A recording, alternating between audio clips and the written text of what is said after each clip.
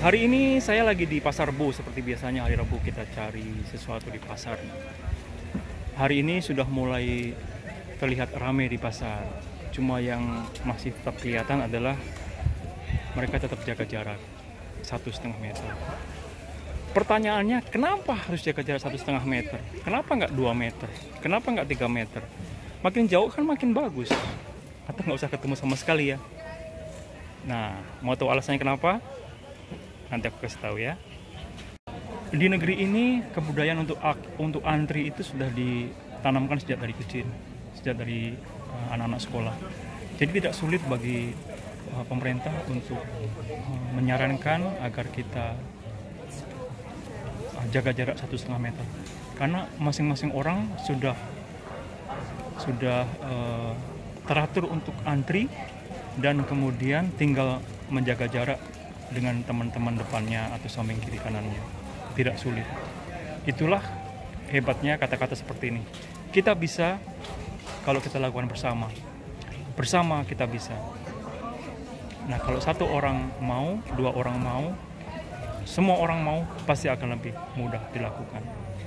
Kalau kita semua ngeyel, pasti susah. Oke.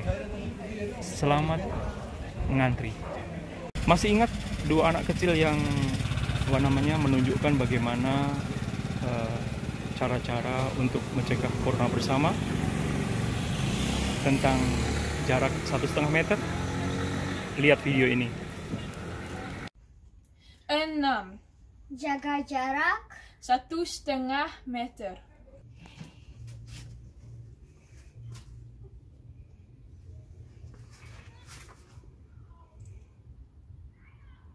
Beberapa negara mempunyai pandangan atau peraturan masing-masing. Ada yang jaraknya 1 meter, ada yang 2 meter, atau bahkan juga saran dari WHO berbeda. Tapi di negeri ini memakai jarak 1,5 meter. Kenapa 1,5 meter? Ini jawabannya. Itu hanya untuk mempermudah bagaimana cara berkomunikasi. Coba bayangkan, apakah semua orang bawa meteran? Kan enggak kan? Nah, bagaimana mudahnya untuk mengukur 1,5 meter? Seperti yang ditunjukkan anak-anak tadi itu. Jadi kalau 2 orang berdiri berdampingan, kemudian merentangkan lengannya satu sama lain, nah itu bisa dipakai untuk mengukur bahwa kira-kira jarak mereka sudah lebih dari 1,5 meter. Makanya itulah dipakai jarak 1,5 meter. Gampang kan? Jadi tujuannya adalah untuk mempermudah komunikasi. Karena kita nggak bisa memberikan saran ke orang, kamu harus jarak 1,5 meter. Ya gimana Pak caranya Pak? Saya kan nggak bawa meteran, itu kan gitu. Jadi caranya nggak perlu pakai meteran ngukurnya, tapi cukup dengan merentangkan. Jadi cukup dengan berdiri berdampingan dan merentangkan 2 tangan. Itu jaraknya sudah 1,5 meter. Jarak 1,5 meter inilah yang diukur oleh pemerintah untuk memperketat peraturan. Jadi untuk mencegah supaya penyebaran ini benar-benar ditekan, ya. Pemerintah melakukan peraturan bahwa peraturan 1,5 meter harus benar-benar dijalankan oleh setiap orang, dan kalau tidak dijalankan, misalnya ada kontrol ya, orang yang berkumpul-kumpul terlalu dekat, itu bisa kena denda, dan dendanya tahu berapa? 400 euro per orang. Bayangkan tuh. Nah, apakah cukup dengan jarak 1,5 meter? Nggak cukup bro. Ada 8 hal yang harus kita lakukan untuk membantu mencegah penyebaran dari COVID ini. Jadi jarak sudah 1,5 meter, tapi cara batunya gitu sampai muncrat kemana-mana. Ya itu nggak boleh juga. Jadi semuanya harus dilakukan dengan baik bersama-sama. Ada teman saya. Who is it? Kom eens hier. Kom in de film van mij. Hoe gaat het met jou? Ja, gaat goed met jou. Mooi weer, hè? Ini ada teman dari Ghana ya? Dari mana? Wie ik? Ya. Nee, Angola. Dari Angola nih. Ada teman dari Angola nih. Ja.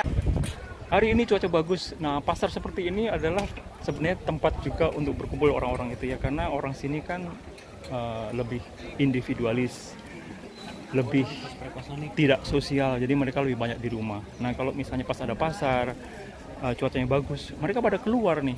Pada keluar untuk menikmati cuaca bagus, untuk cari-cari barang-barang eksotis di pasar kayak mangga, pepaya, macam-macam. Dan juga naturalog bertemu sama orang-orang yang mereka kenal ya, untuk ngobrol-ngobrol. Ini ada teman dari Angola. Oké, Madalena. Is goed, Fijne dag, hè? Fijne Dat we elkaar dag, een keer- groeten voor Ade, En hè? voorzichtig met corona, hè? Ja, ik doe voorzichtig. Anderhalf meter. Berapa nih anderhalf? Is voorbij. Oke, dah. Is goed, doei. Oke, fijne dag ya. Ya, Yuk, salam. yuk, doi. Untuk menjaga kondisi tubuh kita, usahakan juga rutin makan buah. Nih, saya punya pisang. Pisang dari mana? Dari Spanyol. Ini pisangnya. Oke. Selamat makan ya.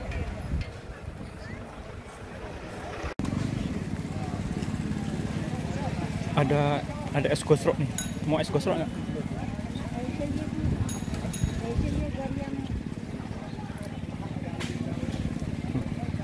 Tuh es gosroknya baru datang. Nanti kita beli es gosrok ya.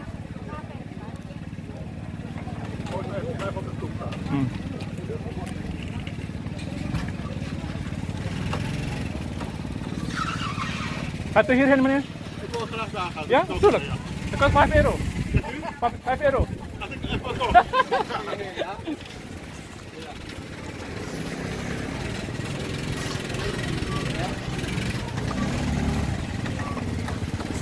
Goed, ja.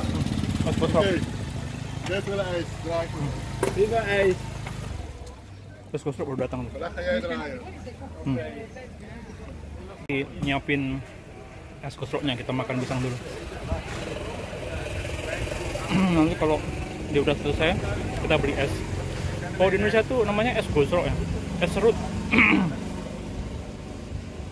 Es balok, gosrok gitu, dikasih buah, kasih rasa, pasti enak rasanya. Kita udah selesai makan pisang, sekarang kita cari tempat sampah dulu untuk buang sampah. Oh ya, di belakang saya lihat ini. Orang lagi berbaris antri 1,5 meter ya. Nah, ini ada tempat sampah. Ini tempat sampahnya nih. Buang tempat sampah. Jangan lupa buang sampah di tempatnya.